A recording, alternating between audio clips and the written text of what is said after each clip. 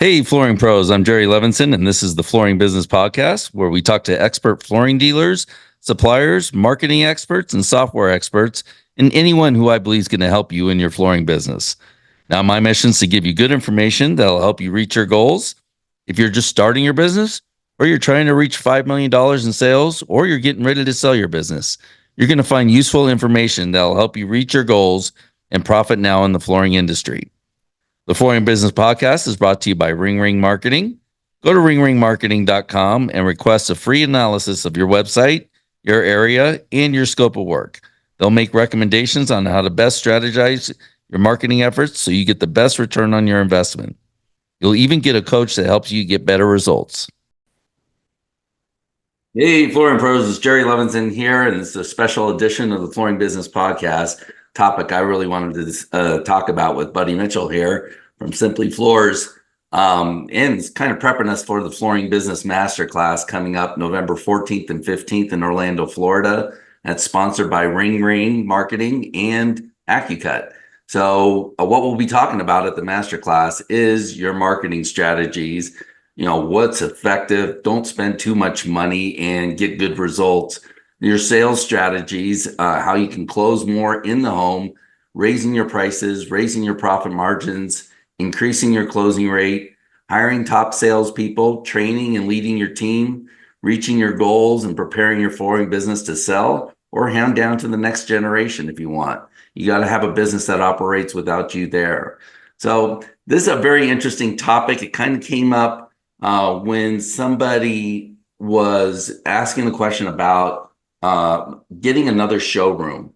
And do you recommend a large showroom or multiple small showrooms? And to me, the at the end of the day, the question is how do I meet my revenue goals, my target? Because whatever you do has to meet in with what your overall vision and plan is. So thanks for joining me. The reason I asked for Buddy to join us is because he's really got the model that I think reflects most of the flooring dealers out there, and he's taken it to a place where most are trying to get to. But there's not a lot of flooring dealers doing over $5 million, and I don't know of anybody doing it with a single showroom. I did. With a single showroom? Yeah, I did 8 million with a single showroom. Okay, wow. All right, so that's perfect then. Let's talk about that. You have to add shop at home to it. Well, yeah, and I think everything's a shop at home business because that's where the sales are made. Yeah, and I think, but so my business was I started as a shop at home completely, and I would tell you if you are not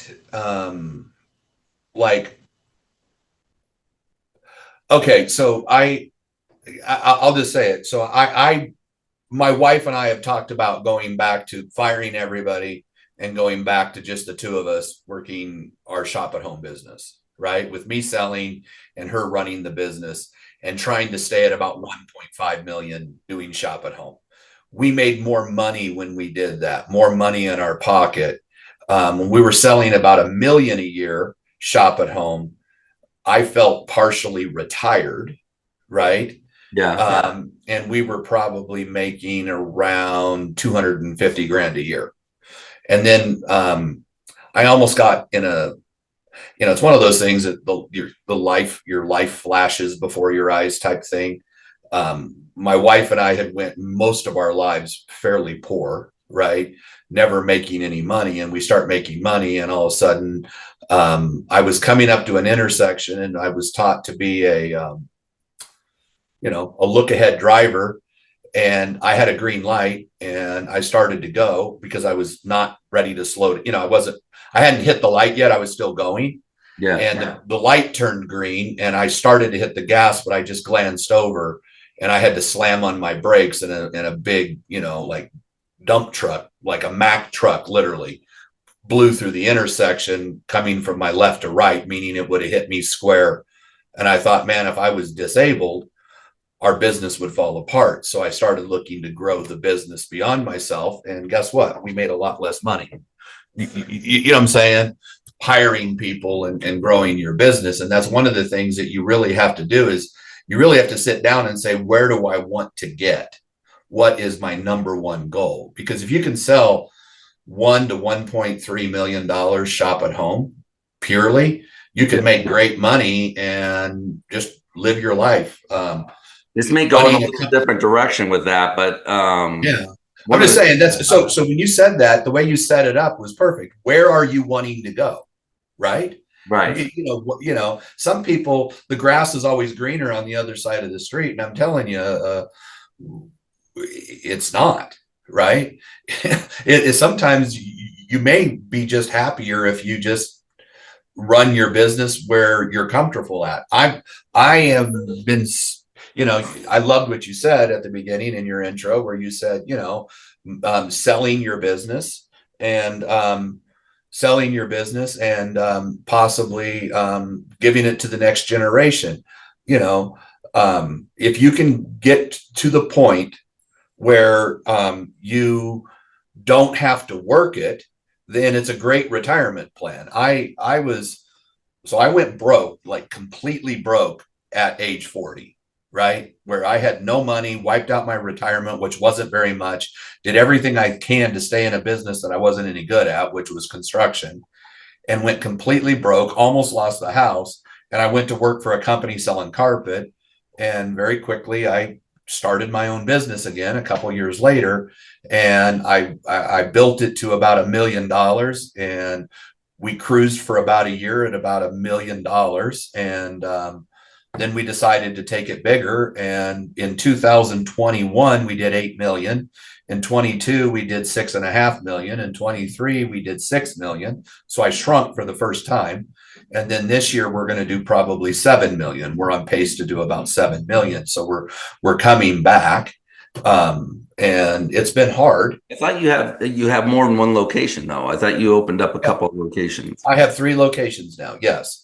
The marketing people, when you talk to the Google experts, and I talked to several of them, says your marketing for shop at home, and then my dad approved it, wasn't as good as if you had a location down south. So my flooring company is called Simply Floors. I was going to call it Options Flooring, right? Yeah. I give people the option of either shop at home or visiting a showroom, right? And I'm going to tell you, you would be very, very surprised, a lot of you that don't offer shop at home, how many people choose the shop at home option where they don't want to go to a showroom. Well, and that's where the flooring's going. I mean, wouldn't you want to see it where it goes? I'm the reverse of most companies. I started shop at home and opened retail stores. I think a lot of people have retail stores and then they then move into, you know, shop at home. So even to this day, I mean, what we changed to was, instead of offering either one or the other, we just try to set up the in-home estimate. And if they said, do you have a showroom? Sure. Then we invited them in. Yeah, we have a thing on our website. It's Acuity or Squarespace scheduling. And people go to the website and it says book an appointment, and it says showroom appointment or shop at home.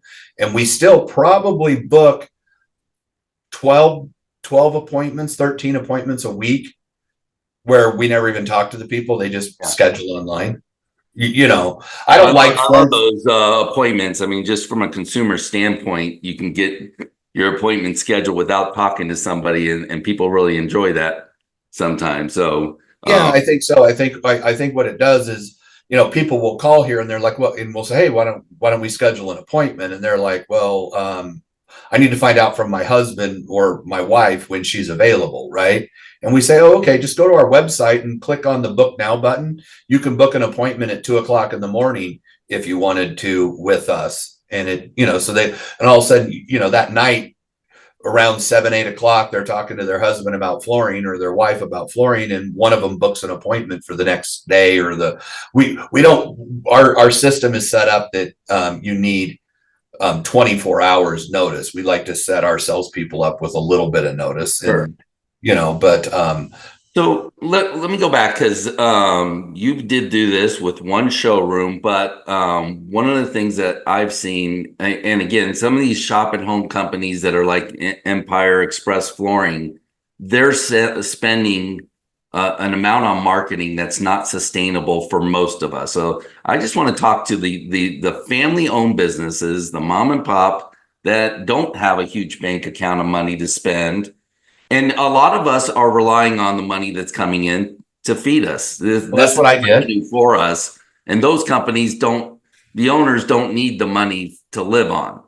They're not like us where this is our livelihood. Yeah, So yes, how, but what is, because you can't just say, well, if you spend X amount of money, you'll get X amount of business in return. I wish it was that simple to say, but it's close to that simple, but it's a lot more than most people are comfortable with. sure. Okay. So, There's not a lot of people spending more than even 2%. I went to a huge convention where what they were trying to do is get everybody to spend 1% more. And I said, really? Because, I try to get people to spend at least about 5%. And he said, Jerry, people around here, they're spending about on average 1 to 2% on marketing. So we're trying to get them just to spend 1% more. So they're not very comfortable with it. And a lot of people are just fed up and tired of marketing right now, companies that aren't performing well and aren't delivering on promises. they are. It's just people are unrealistic. Okay. So Brian, the Elias, guy that runs that refloor, right? Brian Elias. Yeah. Elias. Yeah. I always say his name wrong. So because I don't like mispronouncing people's names, but I'm really good at mispronouncing people's names. Elias. He did a thing at FloorCon a year or so ago, and I think it was one that you went to. And he was talking in his little break-off sections about his gross margin and what he spends on advertising, right? And then you look at Empire and you look at those companies. So the first year I was in the flooring business, I went to Surfaces. And the theme that year that a lot of people were pushing was how much would you spend to buy a lead, right? Yeah. So how many dollars would you spend? Does it take to get someone to walk in your door or schedule a shop at home appointment? And I'll just tell you, I believe it's about $400. So I just increased my advertising $10,000 a month. Okay. So And this 400 a lead. that's 400. It's 400, $300 to $400 to get someone to walk in your door. I mean, On so Google you're talking pay-per-click. 20 leads is $8,000 a month. Okay, so I'll just tell you flat out. I spent $10,000 more a month, and I told my salespeople that. And I was all excited to say, hey, we're going to spend this extra money for the next 5 months and see what it does. You know what I'm saying? I didn't have extra money. I just decided. So I will say this. This was my formula. Okay, flat out. I went out and I said to myself, because I had no money, okay, and I'm talking coming off of bankruptcy, no money. I think my wife and I started our business, shop at home, since we didn't have a showroom, with about $10,000 to $20,000 that I had made working for this other company. So and then I had to live off of what I sold. So I was sitting there saying, what am I going to do?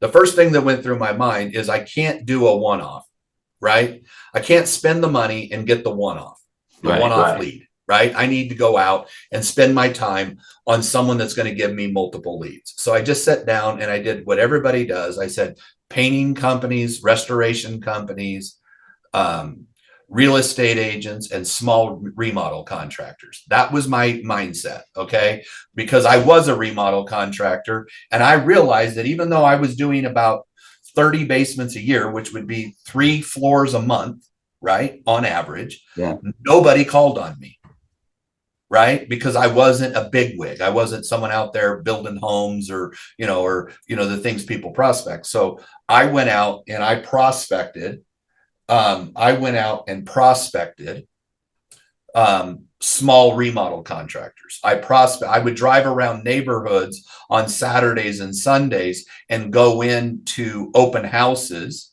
right? And you know, the people would leave their business cards, you know, the real estate agents. I'd pick up Yeah. those. I would, you know, I don't even know if I had a cell phone back then that took pictures. I took pictures of their business cards because I wasn't going to take them, you know, unless it was the one listing the house where there was 8 or 10 of them. You know what I'm saying? And I would take pictures of the business cards, and then the next week I would call them, right? And I went out and I grew my entire business on what, you know, what I would call referral marketing. But then I had a partner at the time, and he was real big on that. And I said, hey, let's take any money we get from that and let's spend 5% on advertising instead of putting it in our pocket. 5% of our gross. So that has been my formula. So I went out and built $1 million, $1.5 million business prospecting with pretty much referrals. And then once I got a client, even though it was from, you know, XYZ basement company, I made that person my own by email marketing them. Okay. You know, like, and sending them postcards and saying, hey, give me referrals, and asking for referrals. And so I built my business to about $1 million, $1.2 million doing that. So But then, let me then I turned around and I took $50,000 and I put it into advertising. so for 1 second, 50,000 a month is that, that's that formula, 5% of 1 million, that's 4,166 a month.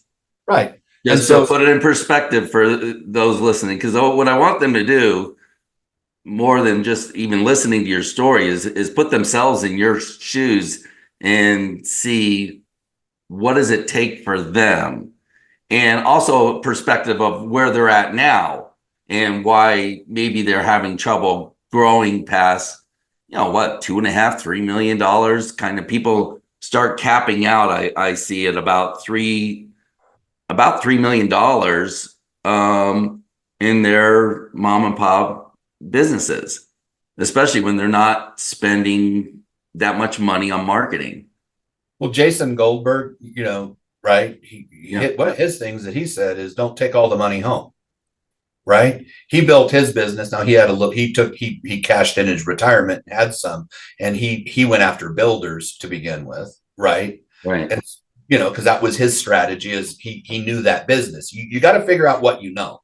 I was a remodel contractor. I knew I could go talk to remodel contractors and say, hey, I can make you money in flooring. I can help you. I'll give you a commission. I'll give you, you know, people called it kickbacks, but it's not even really a kickback. It's just a commission for the lead. Right. And one of the strategies I'd tell them was like, I can pay Google for a lead, or I can pay you. I just as happily pay you for the lead.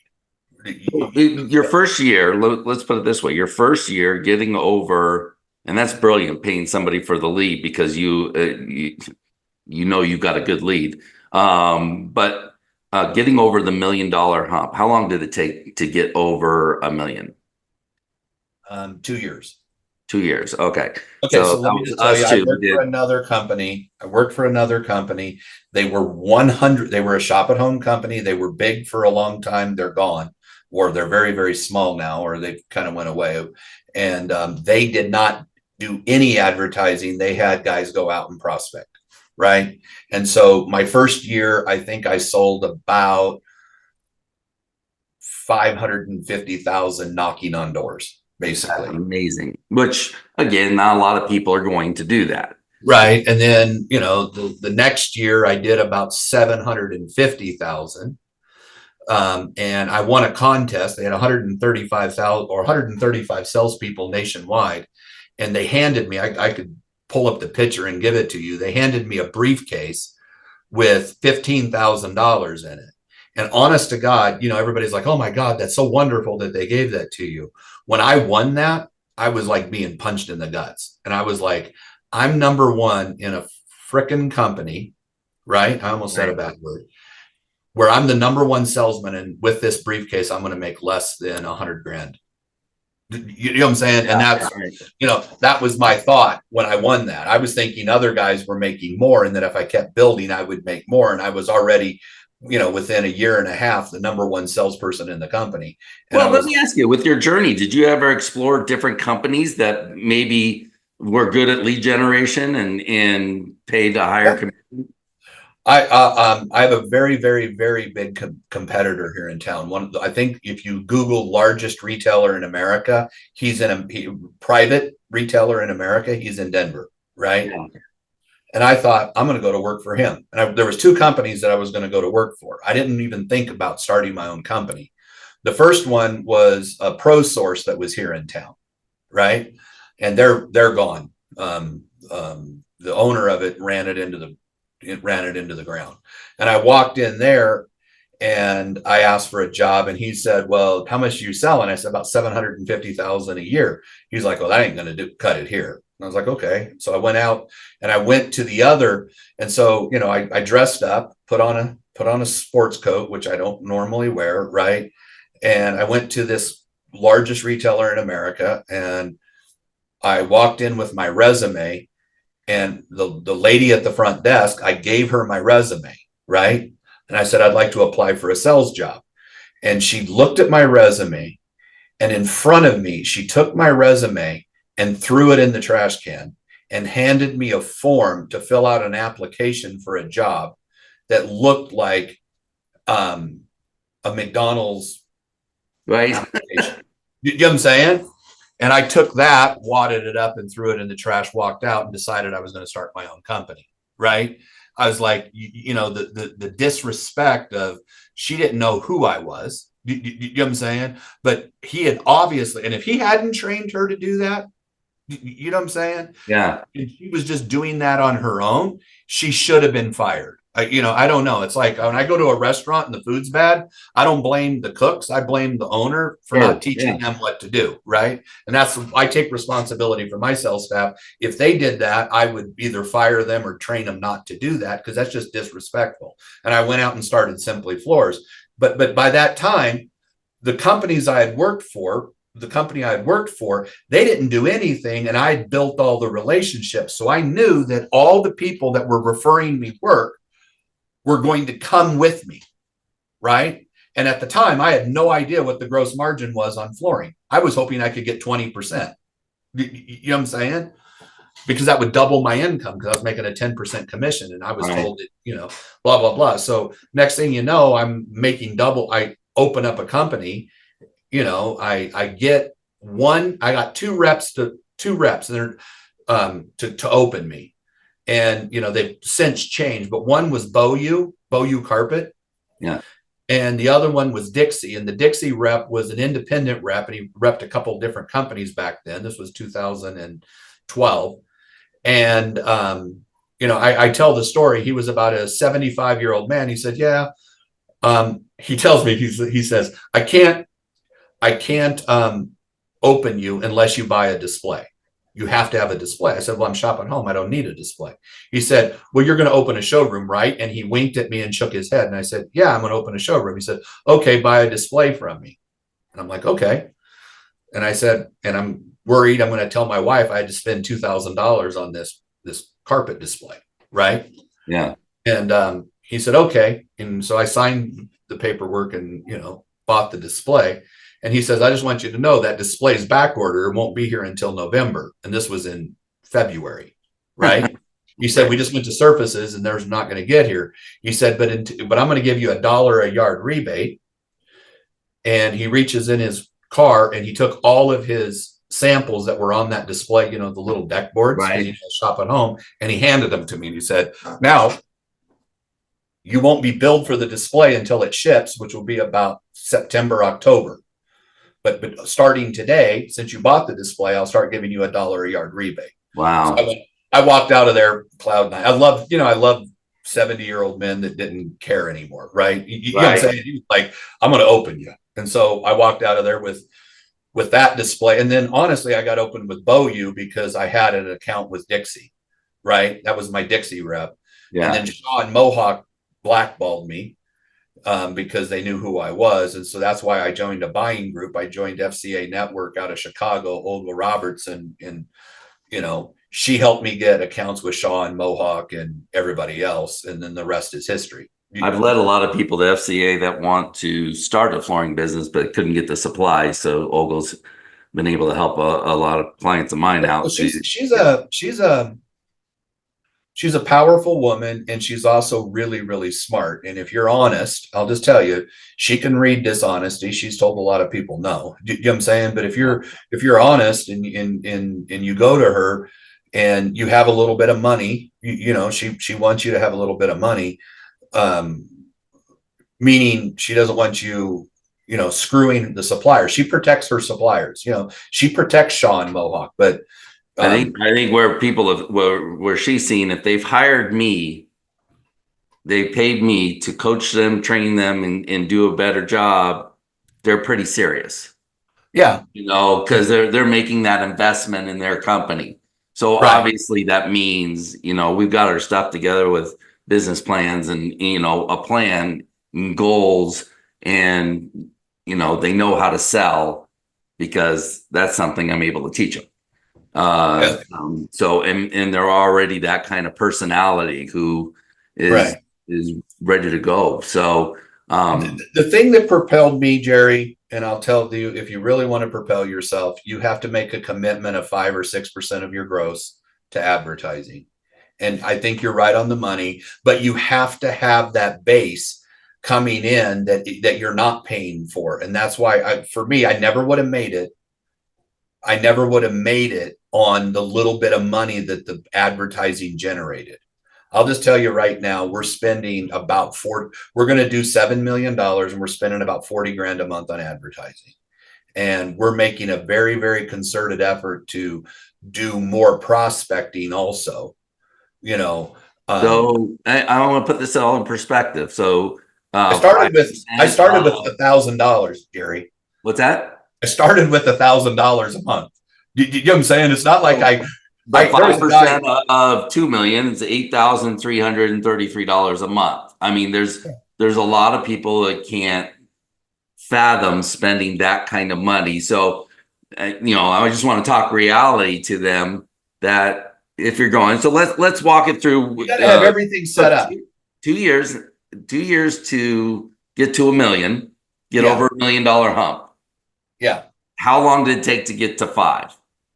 I grew 35% a year. So do the math. I don't know, 3 or 4 years. Yeah, that's about 3. You know what I'm saying? Yeah. Like you go $1 million. It seemed like we started just behind you, and we seemed to be trailing what you were doing. We were both using the same marketing company, but I think we were spending just a little less than you on advertising. We have very similar markets. So that's the other factor too. It's what kind of metropolitan area are you in? What's the population like? All right. So another thing that I advise a lot of my clients to do, and a lot of people that are under the $5 million mark, is really, if you're not spending a lot of money on marketing, you really need to dominate a product category, because doing everything, offering everything, waters down your marketing efforts. So that first couple of years, I'll just tell you, I didn't do Google as much. I'll just tell you some of the things I did. I did door hangers, like in that 2-year period to get it to $1 million. I did door hangers. Favor, as you tell me what you did, tell me what you would also do today if you were starting new from scratch. I do the same exact thing I did then.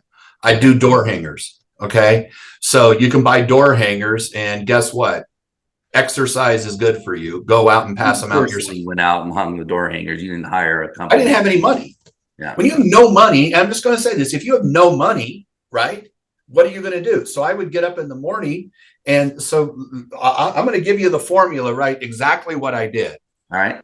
I'd get up in the morning, and I would go out and I would pass out door hangers. There was a company, and they should give me a commission. This company, it's called Construction Monitor. Construction Monitor would tell you every building permit pulled last week in the city of Denver. And I think they're in Phoenix, and I know they're all over the country. I know they're in Kansas City and places like that, right? So I would get up in the morning, or I'd get up. I think the permits would land either Wednesday or Thursday. I'd get up Friday. I'd pull all the building permits that were pulled. I would look at them and say, okay, this was guys, and I'm going to say back then, 20 basements were being finished. And I knew those 20 houses needed a floor. If you're going to finish your basement in Denver, guess what? It's concrete. You're going to put something down, right? Back then it was carpet. So I created a door hanger directly for basement finishing carpet. You know what I'm saying? And then I would drive, because I didn't, I was too stupid to mail the card, right? I would drive to the house. And because a lot of times those permits would say it was a homeowner finishing their own basement. Well, what it was a contractor that didn't have a license finishing the basement for the homeowner. Okay. So I would go there and there would be a pickup truck sitting in the driveway with a pile of 2x4s.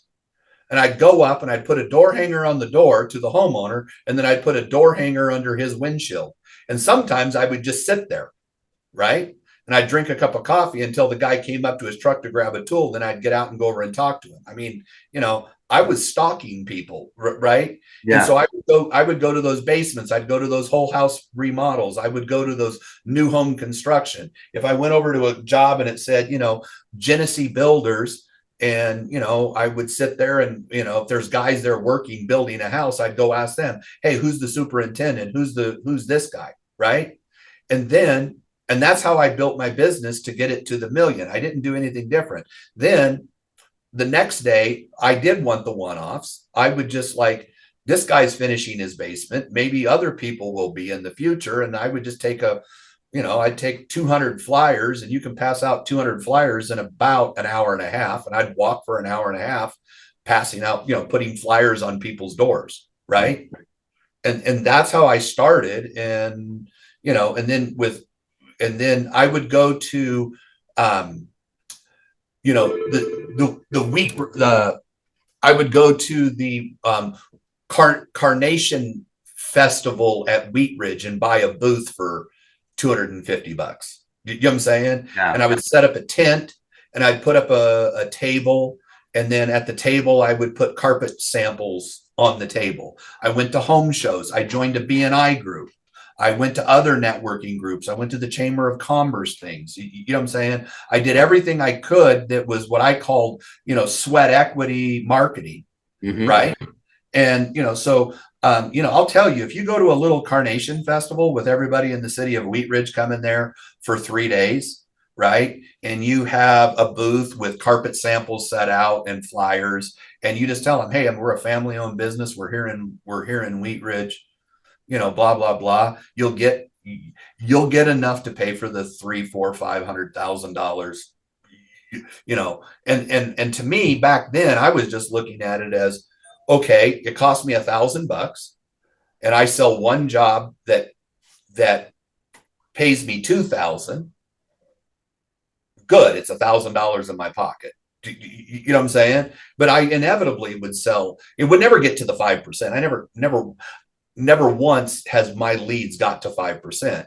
I'm at 5% of my marketing. The reason for that is because I've got the referral repeat business coming in that I'm not paying anything for. Well, and I think some people look at it and they are expecting like a web company to return based on that 5% formula. But that's overall marketing when it comes to, repeat referral customers, all the business they're bringing in.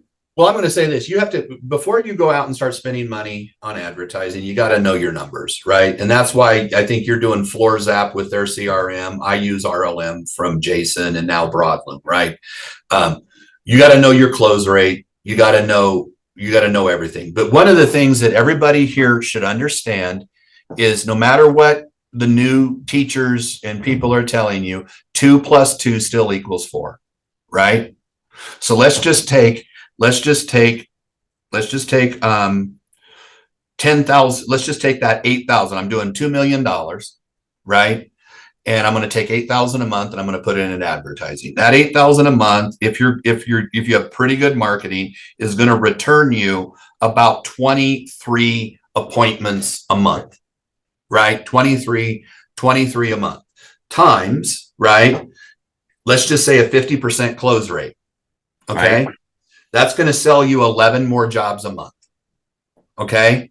That 11 jobs a month, and let's just say your average ticket is like mine, 6,500, because we do a lot of wood and, and whatever. That means you're going to sell $74,000 more a month, right? Right. Times 0.35 people's average gross margin throughout the year. You're going to make $26,000 more a month minus $8,000. You're going to make $18,000 more a month, possibly, if you have everything set up. You know what I'm saying? So when I went, so that was my numbers. You know what I'm saying? I missed something. So you sold 11 jobs at 6,500. That's 71,500. Times a 35% gross margin is $25,000. Maybe I hit the number wrong. Okay. Minus $8,000. Okay. Gets me $17,000 extra a month in profit. But I wish it worked that way.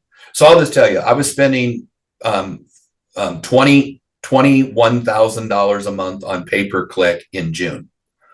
Okay. That generated us, well, I think that generated us 80 appointments. Okay. I increased it to $31,000 a month, July 1st. Okay.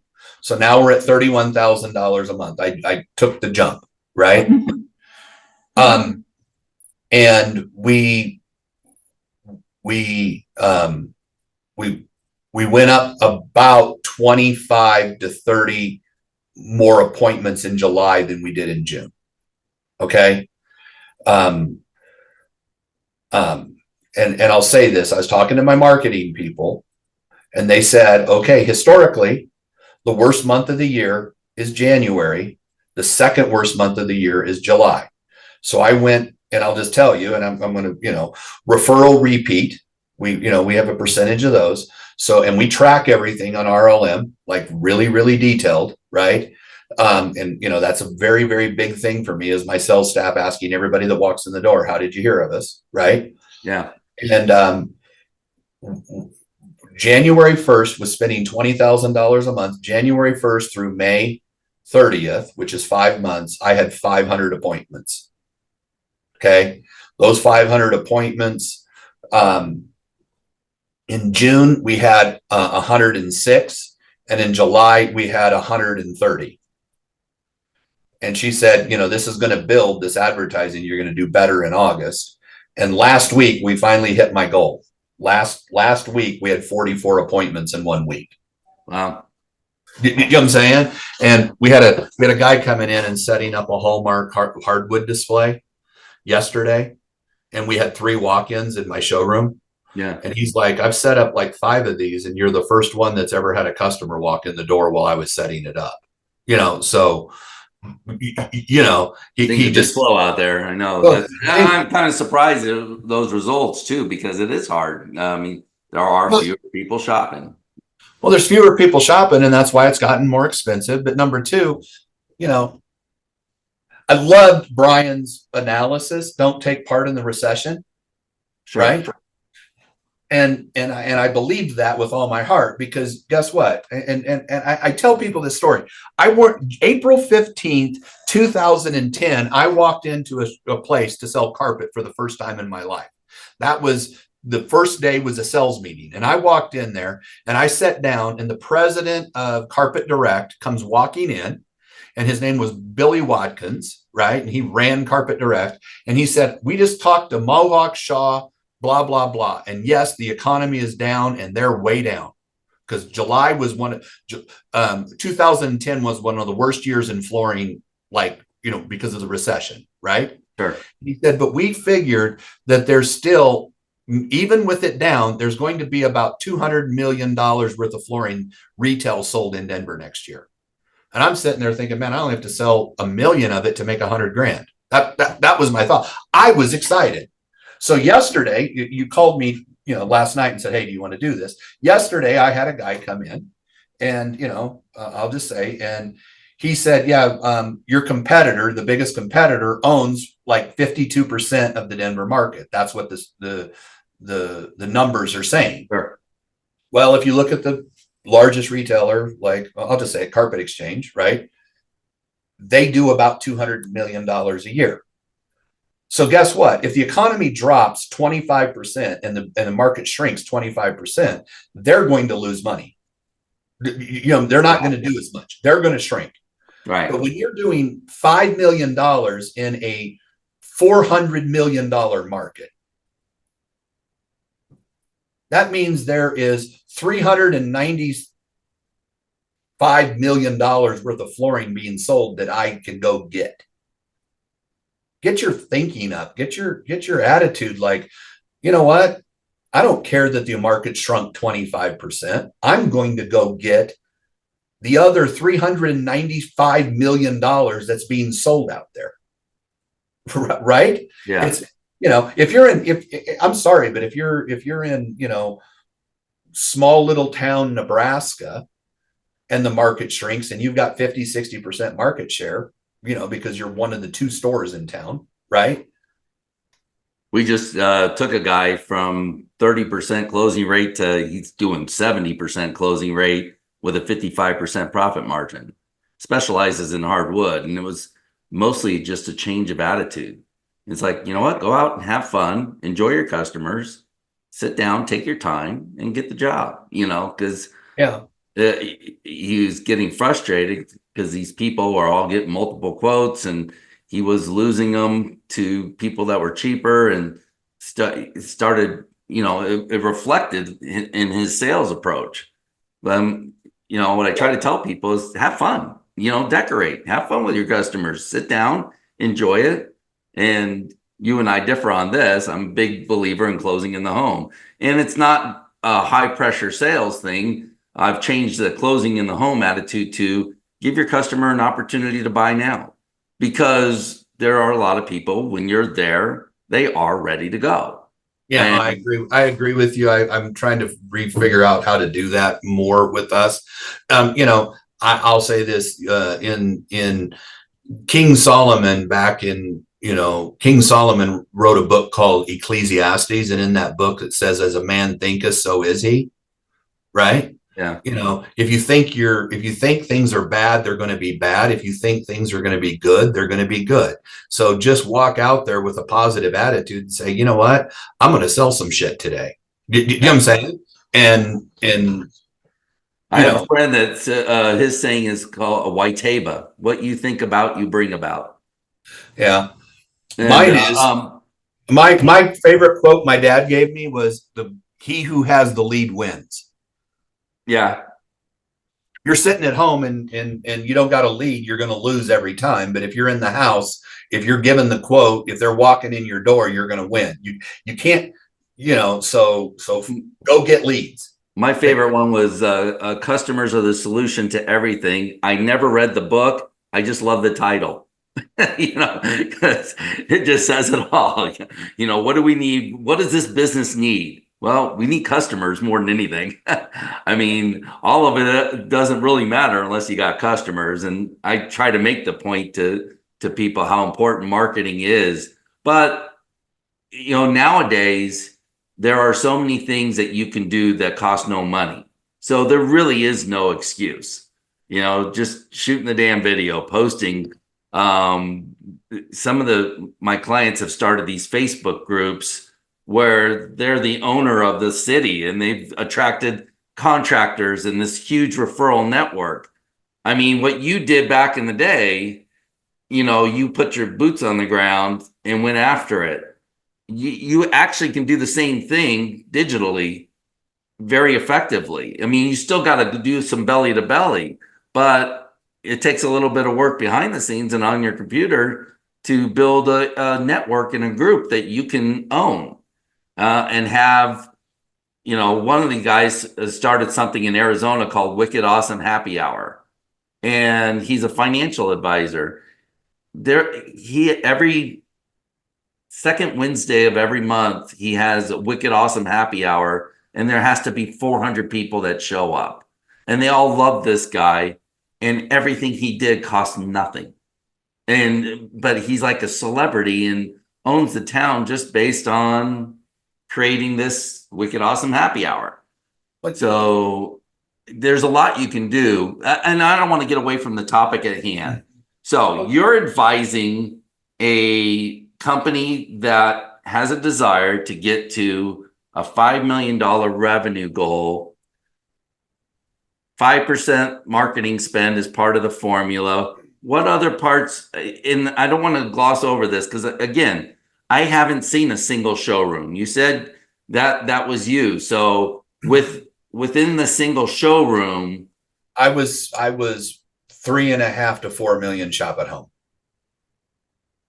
no, I understand that most the sales are being. I don't distinguish between shop at home and in a showroom. If you didn't have a showroom, I just think I don't think spend a lot more money on marketing.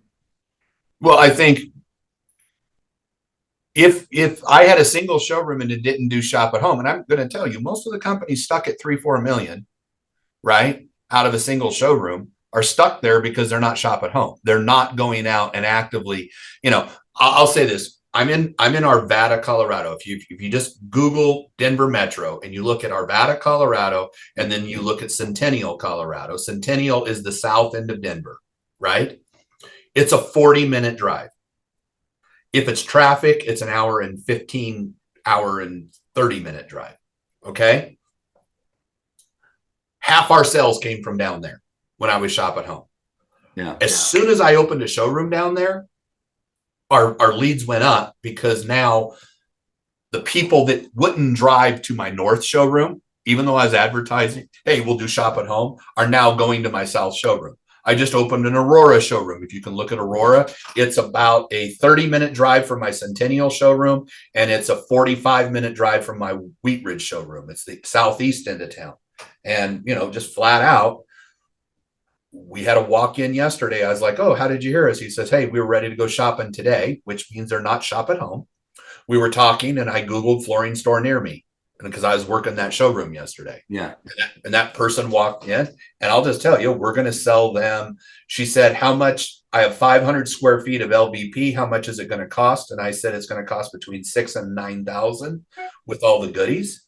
And we have an appointment with her on Monday to go out with one of my sales staff to go out to take the samples to her house and give her a quote. And the salesperson that's going to go, I would say, has got a 60-70% shot at closing that. You know what I'm saying? So what kind of population do you feel like you need to be in? Or, I'm looking at different types of businesses, and I say you're either carpet, luxury, vinyl, or you specialize in tile and you crush it. You can kill it with tile, or you kill it with hardwood. You're either really good at hardwood or don't touch it. You know me, I say you don't need a lot of knowledge to be good and successful in the flooring business, but I do make an exception for hardwood, especially sand and finish, and tile. Yeah, I don't do sand and finish hardwood. We joined that other buying group, and they started sending us more hardwood leads, because of their marketing or whatever. Yeah. And when I did 8 million, I pulled the numbers. I did $250,000 in hardwood, right, out of 8 million. Right. Nothing. Right. And part of our reason our tickets have went up so much is last week. You'll love this. Last week, I had a 24-year-old sales lady sell 2 hardwood jobs. No. Okay. Yeah. Okay. The first one was $56,000. The second one was a $40,000 hardwood cash and carry. And this girl should be a celebrity. Right. The builder tells me, okay, she started calling me a year and a half ago. She's called me every month for a year and a half. I finally had to come meet her because I was so impressed. You know what I'm saying? Yeah. He built a competitor a house, and he was buying from that competitor, and he's now buying from us. Okay. And he bought $40,000 of Fabrica wood from us. Now the margin on it is not okay, we're making like pretty good money. Don't get me wrong, but the wood was pretty expensive, and we gave him a pretty good discount in order to get it. Still making at least $2 a square foot. You know what I'm saying? And it's just, so our hardwood has taken off pre-finished. You can do pre-finished hardwood. We hired a guy from Georgia that moved to Denver that ran a hardwood company down there. So we've got his expertise with us on that, but hardwood is there. We've probably so at the end of June, the end of June, we were at about 3.8 million, right? Yeah. And I'm going to say about 800,000 of that was hardwood, So where I see the formula too, I had a client that does luxury vinyl flooring. That's all he does. And he sources it himself from China. He was doing 6 or 7 million within 3 years. And, but he was narrowly focused on this one product. And, where I see people that are doing kitchen and bath remodel and doing everything. And I always say, you don't treat your products like your children. They don't all require the same amount of attention. So, we need to sell, if you can dominate a product category or two, as you grow and get to the point where you're starting to expand that product line, that makes sense. But when you're small, you're better off to dominate a product category, line, and just dominate it in your area. Yeah. No, I agree. You should find something, Orville Redenbacher, right? His thing was do one thing and do it better than anybody else, right? Yeah. In your market.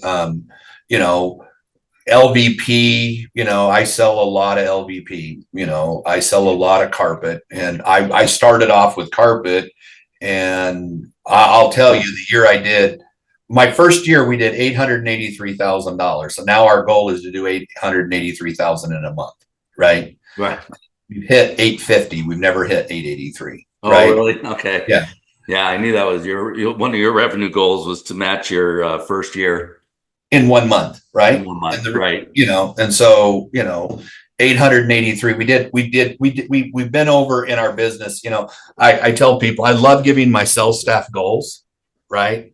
And we'll probably talk about this goal of 883 again, because I was doing about $250,000 a month in business, and our goal was to hit 5 million, right? And what do you have to do in order to hit 5 million? You have to hit a run rate of 416,000 a month.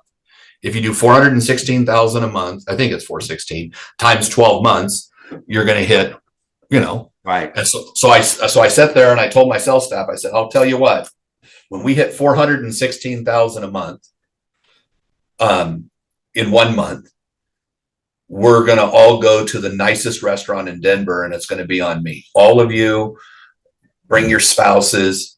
We're going to go to, and so we figured out one of the nicest steakhouses in Denver was 801 Chop House. And, so we set that goal, and within 4 months we hit it. Nice. You know what I'm saying? But what was exciting about that is we then hit it 4 times that year. You know what I'm saying? Yeah. And so the first month, I spent like $3,000 on that dinner. You know what I'm saying? 3 or 4 grand on that dinner. Good. Well, share this with me. I've been pushing this too, that you guys got to keep score of the game. Without sharing those numbers and keeping score, there's nothing that really motivates them. It's like watching a basketball game without watching the score. You get bored with it really quick. And it's like, we got to make more sales. We got to, if you're not tying that into anything, and showing them and showing the improvements, they're having fun and getting excited. Nobody's sitting back going, oh, that asshole's making a lot of money, and I don't like it that I'm working so hard and making him money. Well, you're always going to have those bad apples, maybe. I'll tell you right now, I don't have that on my team. We've worked really hard for that, but our mission statement of our company is to exceed our clients' expectations and to provide an excellent lifestyle for our staff and their families, right? Yeah. And through flooring. And so I have a lot of people think I'm Jewish because I have a poster throughout my company, and it has the Star of David, and then in the center of the little octagon that the Star of David makes, it says everybody wins. And then at the top, it says the customer has to win in every transaction. But not only that, the customer has to understand that the salesperson has to win, the installer has to win, you know, the office staff have to win. I call that support, right? The community has to win, you know, so we do stuff for our community, and at the bottom, the company has to win. And that's why I picked it, right? You know, but I picked it because there's a book out there called Thou Shalt Prosper. And I think anybody that has employees that thinks, oh, I'm making the homeowner or I'm making the owner of the company, you know, too much money, needs to read the book Thou Shalt Prosper. It was written by a Jewish rabbi that talks about how the Jewish religion says that it's noble and it's good to be a business owner, and that if you help other people, right, by being a business owner, right, and that's taught. And we're in Christianity, which I'm part of. Jesus was poor, so there's some nobleness to being poor, right? And so, you know, there's an idea in society that if I win, you lose, right? Yeah. And that's kind of taught in our society today. And our society, and it's actually the opposite. You know, it's if I win, you can win too, and I can help you win, and we all can win together.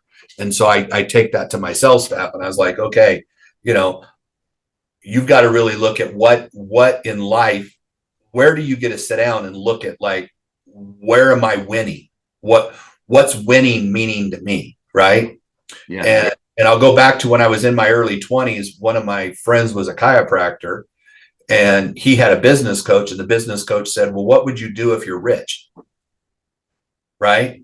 What would you do if you're rich? You know, Jerry, what would you do if you're rich? You'd say, hey, I'd go buy a boat and go, you know, out on the lake more, right? Yeah. And all of a sudden he's like, well, you have enough money to go buy a boat and go out on the lake more. For him, it was going out to dinner. He was raised really, really poor, and his family never could go to dinner, right? Never go out to dinner. And he says, you realize you have the ability to go out to dinner 3-4 nights a week. You already are what you want to be. You're already rich. Yeah. So enjoy it and go out, you know. And so we just had meetings with all of our staff, and I'm asking them, what makes you win in life? Where are you at? Well, I want more time with family. I said, okay, so you can't work 80 hours a week selling floors and have more time with family. But if you work 80 hours a week, you're going to make this financial goal, but you're going to have to give up time with your family. Is that financial goal really important to you? Well, no, my family's more important. Okay, then work 40 hours a week and make a little bit less, and I'll hire another salesperson. You know what I'm saying? Yeah. You know, people in life have to look at it. And if you can get your employees to read that book, it tells you that. And it's a really good book. It's called Thou Shalt Prosper. I'd like you to post that photo and tell that story of the book, if you would, in the forum. Yeah. I think that's really valuable. Yeah. All right, so let's wrap this up. Sure.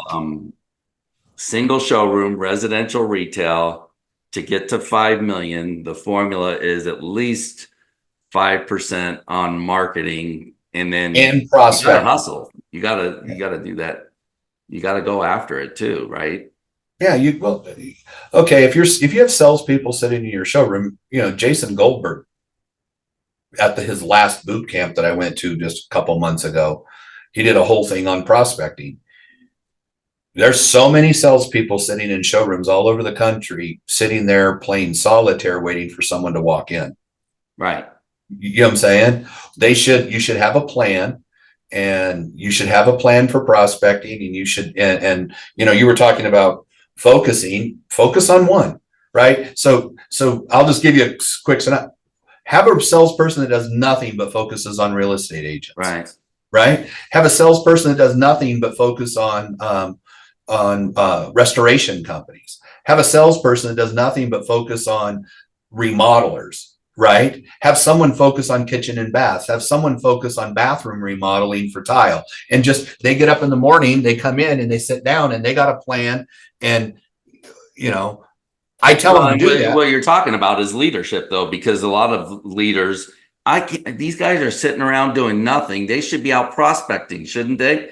So they go to their salespeople and say, you should be prospecting. And they don't know what to do. They don't have any idea. As the leader, you got to say, here, I want you to call. Make me a list of 20 real estate agents. Here's the follow-up plan. Here's this. You got to show them how to do it. You can't just give them marching orders to say go out and prospect. I oh my goodness. So November of last year, Karen and I, we follow EOS, you know, the traction book, and we go in January to our house in South Carolina that we bought, and we bring our leadership team, and we came up with the 3 P's this year. Prospecting, people, and process. We're going to perfect all 3 of those. So I come back and I start pushing prospecting really, really big. And I went to the boot camp with Jason Goldberg, right? And he basically bitch slapped me and he didn't, from the stand up there talking. And it was like, okay, what he does, right, is he sits down and he says, okay, how long are you going to chase a client? What is your opening statement? And so since we came back from that, what I've been doing, and I'll just tell you what we did, is there's a book called, he used the book, New Sell Simplified, right? You know, he read that book and he did it, right? And in that book, it says, come up with a power statement. So people don't mumble over what they're focusing on. Come up with a power statement. We work with real estate agents, blah, blah, blah, right? But then you find the pain points that real estate agents have, right? And you craft that, and you craft a statement that helps them with those pain points. And then, so I came back and we wrote the power statements together. And then the next thing we did is I wrote, with the help of ChatGPT, I took my power statement and I wrote 6 emails and 6 phone scripts for my sales staff. And then we came up with an 8-week campaign for every real estate agent in Denver, right? And so my sales staff is going to go out and they're going to get the real estate agent's card, like on a Sunday driving around. They're going to call them and they're going to have a script ready of what to say if they answer, like, you know, bullet points, and an actual script to say when they get the voicemail, right? Right. And they're going to follow it up a couple days later with an email that follows the same script. And then they're going to do that for 8 weeks. And then they're going to try to drop into their office and bring them a box of cookies and a box of samples of products that we can, you know, fix and flip carpet, nice carpet, you know, say, hey, we can send these to your clients. And so we came up with a whole plan. And that was the thing that, you know, I walked out of there saying, yeah, I was telling myself, my sales staff, go prospect, but I didn't give them any tools. You know what I'm saying? I didn't give them any scripts. I didn't give them any direction. You know what I'm saying? And bless their hearts, they're out there working their butts off prospecting, but they didn't have a game plan. It's like going into an NFL game and saying, hey, we're going to throw the ball a little bit, right? You know, those coaches would be fired immediately. You know, they go into the plan with like detailed, figured out plans, right? Yeah. And that's what Jason had at his company and how he grew it to 200 million. And I'm sitting here and I'm like, I walked out of there. I was just like, I'm going to say this. I was so like pissed at myself. Yeah. Right. That I wasn't being the leader that I needed to be for my sales staff. And I was asking them, I was sending, it's kind of like, you know, sending people at war and having no game plan at war, and you're watching them get killed and beat up. And you're just like, oh, well, you know, instead of giving them, you know, the right tools with, you know, anyway, I'll just tell you, sit down, make a freaking game plan, work your plan, you know, and I'll go back to my dad's quote again. Best plan in the world is the right plan. Second best plan in the world is the wrong plan. The most horrible thing you can do is send your staff out there with no plan whatsoever. Right. Even if it's wrong, it's better than nothing. Yeah. And it's not easy to create too. So it's like it's time, just one vertical real estate agents. How are we Yeah. going after them? What's the plan? And you might be able to duplicate that with other verticals and give it to other salespeople. But you're spot on. I love it. And I was just looking at my phone because I'm like, I think I got that book, but I got that because of your post after the boot camp. So I started listening to that book, and one of the problems is I don't think I was taking in the lesson as well because I forgot the context of where I got it from and why I was listening to that book. So, and for me, I don't have the salespeople necessarily. I got one person, but I don't have the people to prospect as much. But for me, it helps me help my clients. So to get Yeah. that information and show them how to help their sales team prospect, I'm I've, always I've looking thought, for ideas I've like thought a that. lot about what you're doing, and how you sold your business. And I was telling Karen like a couple days ago, I was like, yeah, if we ever sold our business and they didn't want me, right? Because, Yeah, I'm a know-it-all, and maybe a guy that buys me doesn't want me to work at it or whatever. I would do what you're doing, and I would go out and help them develop that, yeah, help them, help them, figure out their marketing, because one of my jobs this year is to make our marketing 10% more, more better, I guess. And my thought is this, you spend 40,000 a month, on all advertising, right? And, it generates, it generates whatever, right? And, what if, and I'm gonna say this is $500 a customer, right? To get a guy to walk through the door. What if you go from 500 to 300? If you could come up with the right formula, right? Which I talk about, that's the ad, that's the click on ad, that's the landing page, that's to get them to walk through your door. It's all of those. And so if you really focus on, oh, I got a great website. Well, if you're advertising financing and they go to your website and then they have to search for financing. So you got to have the page, right, from the financing thing that talks only about financing. And then you got to make it easy for them to book an appointment with you, right? And it's just like all of that goes together. So if you can create, that's what I'm just truthfully, Jerry, I'm having an absolute blast yeah. figuring that shit out, right? And it's like, because my son was like, man, Dad, you work like 50-60 hours a week. Why? And it's like, dude, you have no idea. When I get up in the morning, and it's like you playing, you know, I don't know, some video game, right? I just lost all the video games in my head that he plays. And you love doing that. This is the game I'm playing, but it's for real, right? There's real bullets here. I have to produce. I have to produce so my 15 employees and their families can eat, and my 15 or 20 installers, that subcontract installers, can eat. We had a barbecue, I got 40 people, 50 people there that I'm responsible for. Do you know what I'm saying? Sure. Plus their freaking kids. When you see, when I see Zeffy, a 30-year-old guy with five little kids at my barbecue, you know what I'm saying? And his wife, and it's like, yes, he's responsible for himself, but I feel this responsibility to keep that dude busy so he can feed his kids. You know what I'm saying? I think one of the greatest moments in our history was when we had an installer, our best installer, go take his family to Disneyland, and before he left, we gave him the tickets to get in. Which it was just a good special moment of taking care of a guy that does a great job and who takes good care of us, and our customers.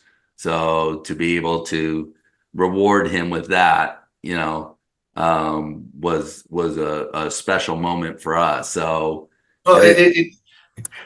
and Jerry, but you're an evil, horrible, greedy business owner, and it's like the happiest I am is when this 24-year-old comes in almost in tears because she just made $5,000 selling a $50,000 hardwood job.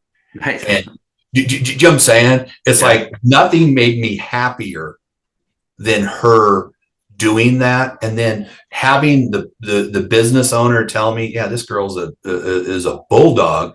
She just kept calling me. I had to come see who she was because I'd never had anybody do that to me. And you know what? I threw that girl to the wolves because I didn't have a plan for her.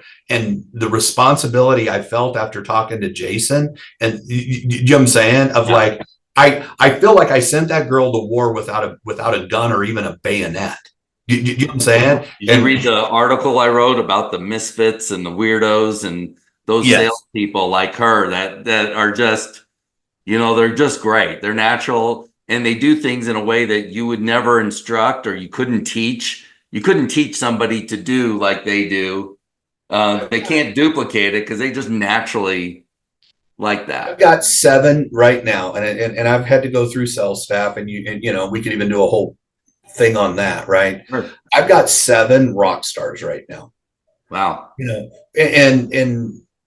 it's my job to help them make as much money as possible. And I want, I was working for a company that nobody in that company was making money, and the owners were talking about their private plane. Right. You know what I'm saying? And I was the top salesperson and they're talking about their private plane. And I'm like, dude, so that's why when I started Simply Floors, it's like, my number one job is make everybody else win. Zig Ziglar's famous quote, you can get anything you want in life as long as you help other people get what they want. And my job is to get my staff to get what they want. Right. Let me tell you a thought I had too. I worked with this company in New Orleans that had 6 rock stars. He was wanting to put one guy back in the warehouse. But when I went out there, I was like, I've never seen a company like this. You've got 6 rock stars, and where I would call them a rock star, not one of them was afraid to ask for the sale. And the problem was they didn't have a good process or system for delivering the price.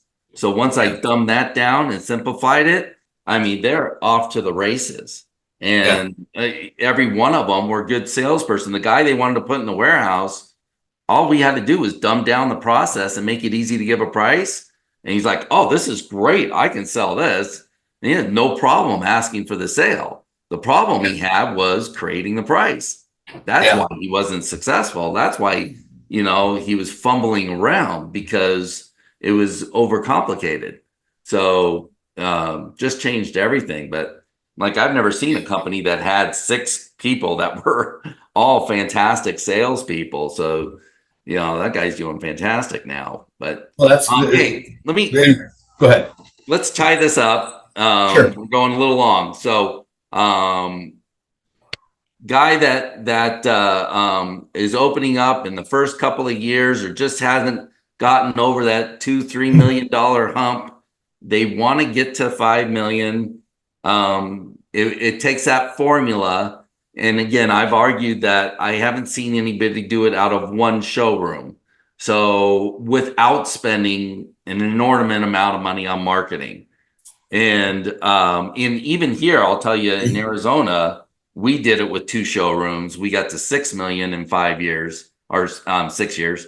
We got over 5 million in 6 years. But I think that addition of the second showroom pushed us over the hump.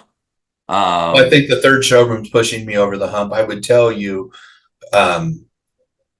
yes, I think you need to open more additional showrooms, right? What does it cost to open a showroom in a strip mall in your area with rent and utilities, right?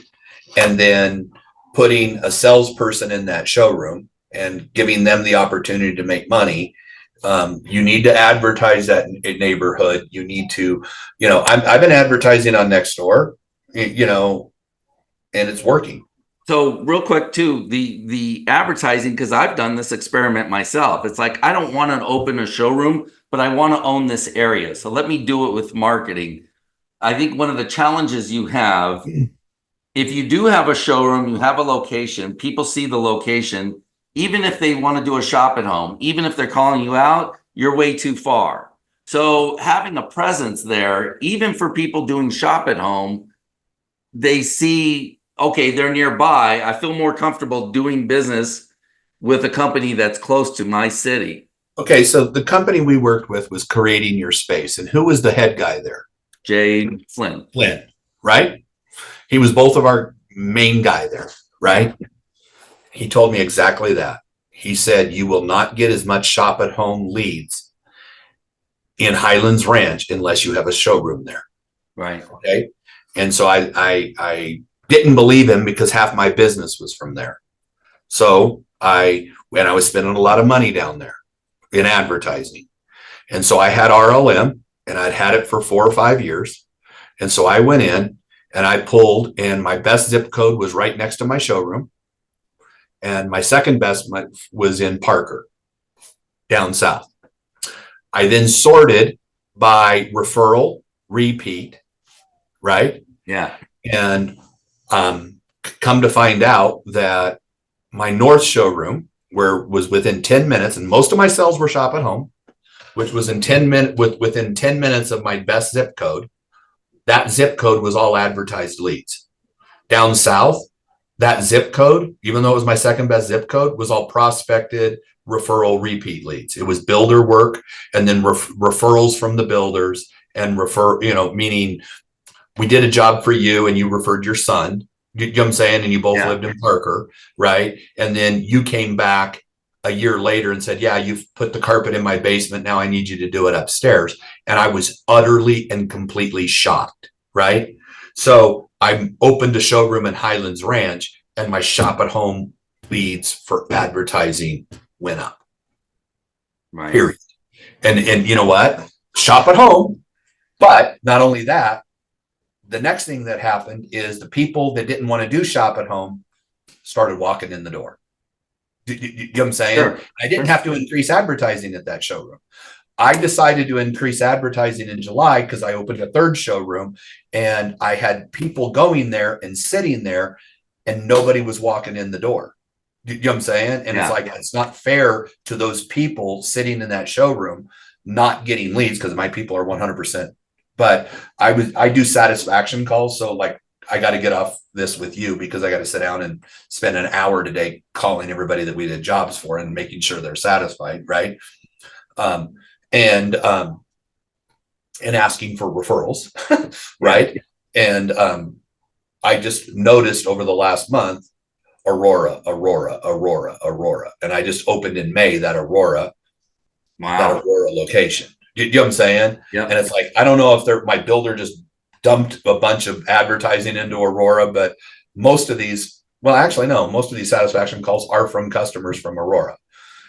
And so we have 2 shop at home salespeople now. I used to have 6, but now I have 2, 4, 6. I have 5 showroom salespeople and 2 shop at home. Right. And those Aurora leads are from the 2, some of them, at least 30% of them are from my shop at home salespeople because when I look at it, I don't even have to sort it that much. You know what I'm saying? I can say, oh, Kristen did a shop at home appointment in Aurora, right? That's a shop at home. Kim is the salesperson in Aurora. That must have been a walk-in, type of thing. Right. But I have the data through RLM, and I think you said Floors app can get you that same data, or I don't know if it's as good as RLM, but I don't know. I've never looked at their software. I mean, all that's more relying on the user than the software, honestly. Oh, absolutely. I know. You can get any data that you want. I'm trying to get people to have this conversation with your wife, really, about what accounting are you using. I'm just trying to get people to get, write down what your sales numbers are. It really is something that a lot of people don't have any clue what their numbers are. And it's like, you don't have to get in the weeds with it. Let's at least the basics. What's your total sales for the month, month to month, and see where you're compared to last year. How do you know without keeping score where you're at compared to last year at this time, So well, those are the company,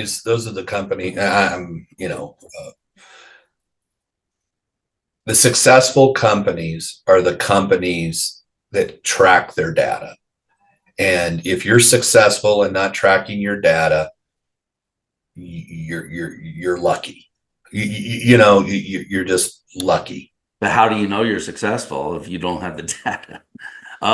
And one of the points I try to make is I want to dumb it down as much as possible and at least get people started. It's like, don't get too complicated, but I challenge you to write down your sales and not be interested in improving.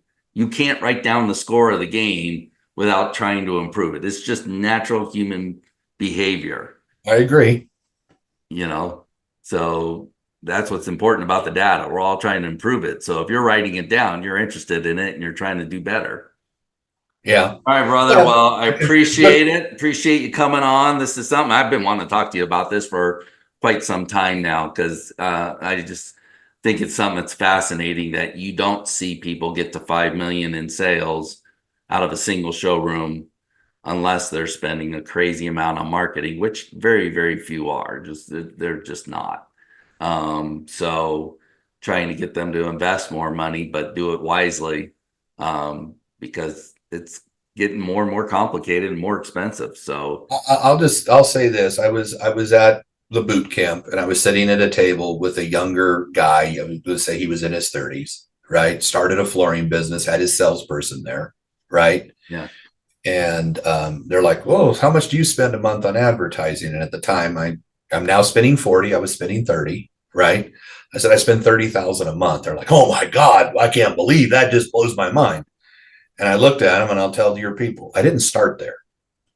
I didn't take 30 grand a month and just start spending it.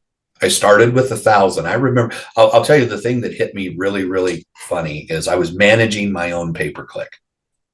Okay. Yeah. And I didn't know how. Right.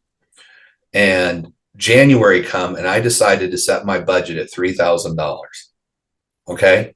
So I set my budget to start January 1st at $3,000. You know how the first week of January is, right? Yeah. And I think the Monday was the 2nd of January, right? That was like the Monday after, the first. Maybe it was the 3rd, right? And I spent all 3 grand in 3 days. I didn't say it a daily limit. I didn't know how.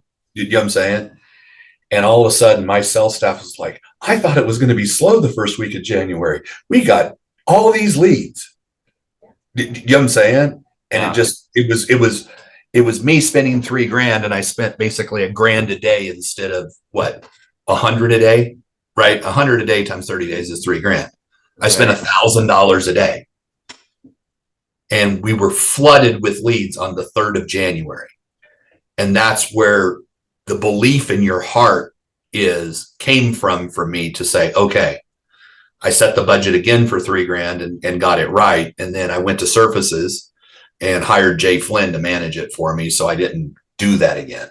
But I had the belief in my heart, because the worst week of the year to me is the week after Christmas, the week after January, right? Slow as can be, right? And we were flooded with leads because I put 1,000 a day onto Google. I'll tell you one thing that got me excited about the flooring business back when I got started. I went to a Mohawk convention, and one of the guys there, they just came out with Omnify, which I thought was brilliant. It was one of the first things that got people on board marketing, because they weren't doing it at that time. And it was $1,000 a month. And I sat down and having lunch with this guy, and this old man said, "I'm not spending $12,000 a year on marketing on my website." And I said, "Are you kidding me?" I said, "I spend that in about 2 months." He said, "Really? Okay, I think I'll go sign up." And he got up and went and signed up. He just, I'm like, it's a no-brainer. I mean, it's not for me because I've got better marketing, but if you're not doing anything, I mean, they made it easy for you. That's a no-brainer. You got to go. Well, I think even me, right? I'm super excited for my sales staff because I'm going to spend $10,000 more a month. And then I crunch the numbers, right? Which is 20 more leads a month, 21, 22 more leads a month, right? And then I divide that by 7. That's 3 more a month for my sales staff. You know what I'm saying? It's like, I have no idea what Empire's doing. If they had 7 salespeople here in Denver, right? And they're booking 3 appointments a day, how much money are they freaking spending, to get those appointments? Because I don't think they're to our audience, this is what it's like living in Buddy's world. He went full circle today from getting rid of everybody to being excited for all the money that his salespeople are making. So, Well, no, it's just it's sometimes when you get up in the morning and you've been working 60 hours a week and you're like, man, remember back when we were doing 1 million a year and I'd get up in the morning and have nothing to do. You know what I'm saying? And we're selling 1 million. And I remember when I first started selling carpet, I would tell people I felt like I was retired, right? Because I didn't have any responsibility. You know what I'm saying? And then you create all this responsibility. And it's like sometimes I'm just I get calls all the time. Hey, I think I'm selling business. I'm tired of it. I'm done. And yeah. I start going over their numbers. It's like, dude, you're just in a funk. This will blow over. And I talk to them and encourage them more. And it's like, you got an amazing business. You're doing great. You're just in a funk. We all get there. I'm not even in a funk. It's just one of those things that you sit there and you think, okay, you know, we're making more money now at this point than we were making when we were at that point. But there were times, I'm just going to say this: if you're a business owner right now, and let's say you're selling $1 million a year and your overhead and everything, and you're making, let's just say, $180,000 a year, right? For you to sit there and say, okay, I'm going to take $80,000 out of my income, right? Yeah. And put it into advertising to grow my business. You have to be prepared to make 100 grand next year. You know what I'm saying? Yeah. Because guess what? That extra business, you spend the 80 on advertising, that extra business, you bring in a couple more salespeople to sell it. You end up paying them, you end up paying this, and you don't, maybe you make 120 and you work a little bit less, or you work a little bit different. It's maybe not less, but different, right? Because you're bringing it in. You just have to sit there and, for everything you do, there's a cost. And then, you take 80,000 a year, 8,000 a month, 8 times 12 is $96,000. If that's your income and your income is 200 grand and you're going to cut it from 2 to 100.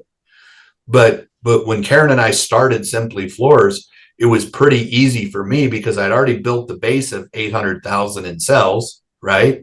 And for me, it was, we went from a 10% commission to a 20, 25, right? Because I was working for somebody else. And now I'm making 25%. And guess what? Very quickly, I went to 30%, 35. I realized, holy shit, I can sell this stuff and make 35% on it, right? That was my thinking. And so it was real easy for me to just never see that money. You know what I'm saying? Yeah. Instead of being used to it. And that's one of the things I think a lot of your vendor, or a lot of the people listening to this, is perspective of an owner you got to look at. There's a lot of things the business pays for that so your salespeople are more likely make a good salesperson is making a lot more money than you, but the owner is paying for things with the business that he would normally pay for if he was a salesperson. So those are expenses that don't show up as income, but also you have an asset that you're building up that at the end of the day, you should be able to sell your business and reap the rewards of all those years of taking less money. You're able to sell that asset. No, I agree. I've been told by the two guys that are buying businesses, Jason Goldberg and that other who's that other guy that was out there? He's mainly in Phoenix. I can't think of his name right now. I know who you're talking about. But they don't really want to buy a business unless the owners are not necessary. Right. Right. Which means you work yourself out of a job. You have nothing that you need to do. Right. Yeah. You can do stuff, but you don't need to. And it needs to be between 8 and 15 million to be worth anything. You know what I'm saying? Five is a good little run rate, but once you hit 5, you're going to want to hit 8. And when you hit 8, you're going to want to hit 10. Karen and my goal is to hit 10 million and have an asset that's worth selling. We're 50, she's 53, I'm 55. Give me 10 years and I'm going to be ready to, not work anymore. And I want to have an asset that's, the bigger you are, the more you're worth. Right. Sure. So absolutely. so All right, brother. Well, I appreciate you coming on. We went long. We knew Of we course we would. did. I You both talked a are. lot and We're you both talked talking. more. So We're talkers. formula for a long interview. Yeah. Okay. All Have a right, good one. brother. Sounds good. Thanks a lot for coming on. No problem. Have you All too. right. Okay. Bye. All right, guys. I hope you enjoyed that. And remember, sign up for the masterclass coming up November 14th and 15th. Reach out to me and we're going to help show you the formula to get your business to $5 million a year, whether that takes one showroom, two. What do you have to invest in marketing? Is that even your goals? So what is your revenue goals and what is it going to take to reach those revenue goals? What's doable? If you don't have the money to spend on marketing, how are we going to reach those goals without having that money right now? Like Buddy said, he didn't start off spending 40 grand a month. He built up to that over time. Some people never get there. So, and that's okay too. To run the business that you want to run, do you want to have another showroom? One of the things we look at is just because you have the opportunity to open another showroom doesn't mean that you should. So let's look at your business, where you're at, and consider your life, your lifestyle, and where do you want to go with this thing? Do you want a business that runs without you? Do you want to be the main salesperson? Do you enjoy sales? You know, we can develop this business the way you like, but make it enjoyable for you so you have the lifestyle that you're looking for. All right. Reach out to me. Go to jerrylevinson.com and request your one-on-one consultation. We'll go over your business, see where you're at, where you want to go, or give me a call and let's sign you up for the masterclass. Well, that bubble thing's cool. I like that. Oh, I've got my thumbs up. That's why I did it. All right, guys.